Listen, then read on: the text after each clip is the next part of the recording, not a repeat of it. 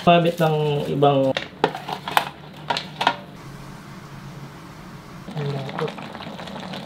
so yan mga wonders, luto na yung ating lechon paksiw.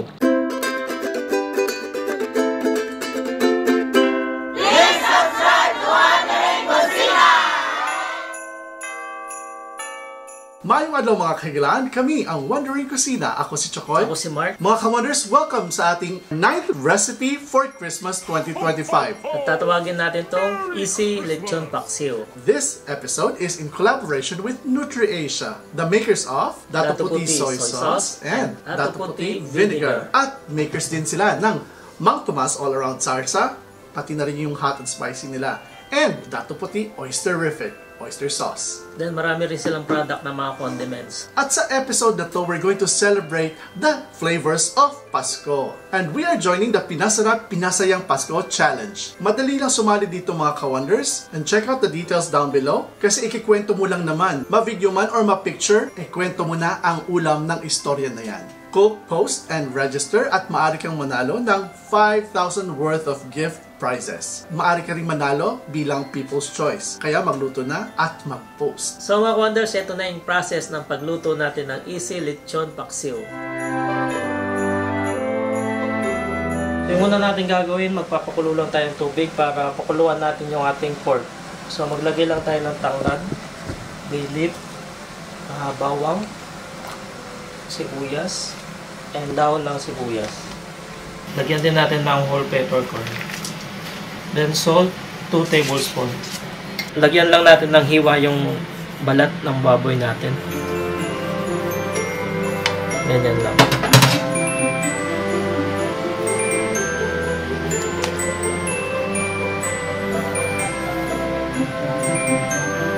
Yan, pakuluan lang natin siya ng 20 minutes and then i-air fry na natin.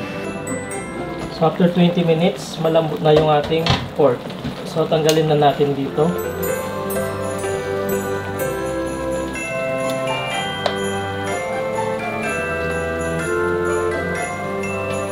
Yan, so i-air dry muna natin siya hanggang lumamig yung ating pork and then i-air fry na natin.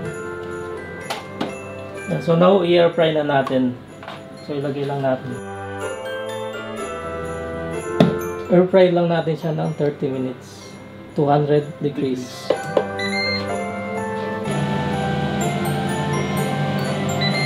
Ayan, tapos na yung ating air fry pork.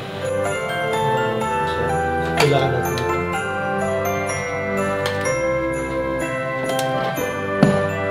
So now, hiwain muna natin yung ating gagawing lechong paksiw. Kakat natin yung ating pork. So kung gusto nyong mag-lechon paksiw pero wala kayong lechon, so this is the way na pwede nyong gawin. Okay. So now, lulutuin na natin yung ating lechon paksiw. So dito gagamit tayo ng all-purpose sauce, Mang Tomas by NutriAsia.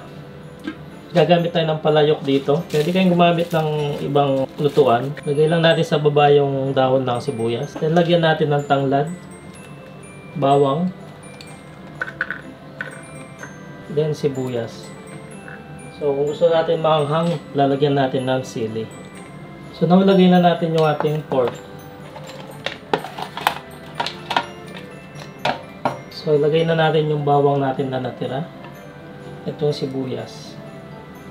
So dito sa ating lechon paksiw, gagamit tayo ng Dato Puti Vinegar na matagal na natin kasama sa pagluluto kahit saan man. So lalagyan natin ng 1/4 cup of vinegar. Sa lechon paksiw man o sa adobo, hindi mawawala yung Dato Puti soy sauce.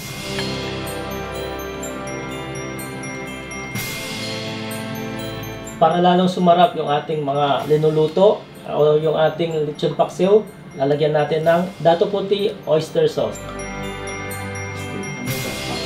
And lastly, hindi mawawala yung ating Mang Tomas all-purpose sauce. Pwede ito sa sausawan, pwede sa pangluto. At gagamitin natin to sa ating lechon paksiw.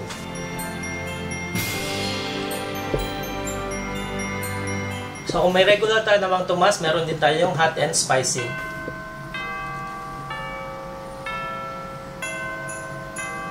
So, lagyan natin ng peppercorn. Takpan lang natin. I-open na natin yung ating kalan. balikan natin after 5 minutes, magkumulo na.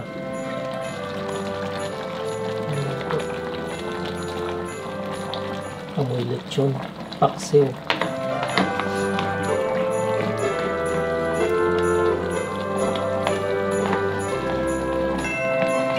So, pakukuluin lang natin ng mga 5 minutes pa and then kakain na tayo. So yan mga wonders, luto na yung ating lechon paksiw. So now kakain na tayo. So there you have it mga ka-wonders. Ganun lang kasimple ang pagluto ng lechon paksiw. Pag wala kayong tira-tirang lechon, you don't have to wait na may buong baboy na lulutuin at tira-tira ang gawin yung ganito. Luto lang kayo sa air fry or lechon kawali. Tapos gawin yung lechon paksiw. Mas pinasarap pa ang lechon paksiw dahil sa innovation ng mga kababayan natin, natuto tayong magluto ng lechon paksiw na may Mang Tomas. Gamit yung Mang Tomas. At siyempre hindi mawawala sa paksiw yung toyo at saka suka. Nakaugalian na natin na gamitin sa mga lutuan natin. At of course, dato puti ang kasagutan sa mas masarap na lechon paksiw. At sinamahan na natin ng oysterific na oyster sauce ng dato puti. So, titikman na natin. Let's go!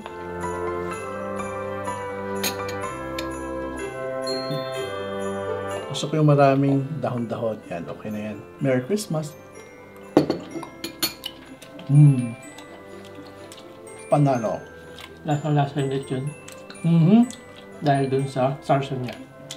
At saka yung mga nilagay natin ngayon na ricados, habang ginawa natin siyang paksiw, nandoon yung lechon na ingredients eh. Yes. Kaya mas sumarap siya at naglasa siyang lechon. So, hindi na kailangan na maglechon para magpaksiw.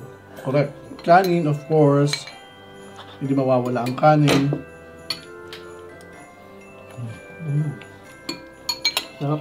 So mga ka-wonders, i-celebrate na ang true flavors ng Pasko. At mag-join na kayo sa pinasarap at pinasayang Pasko ng NutriAsia.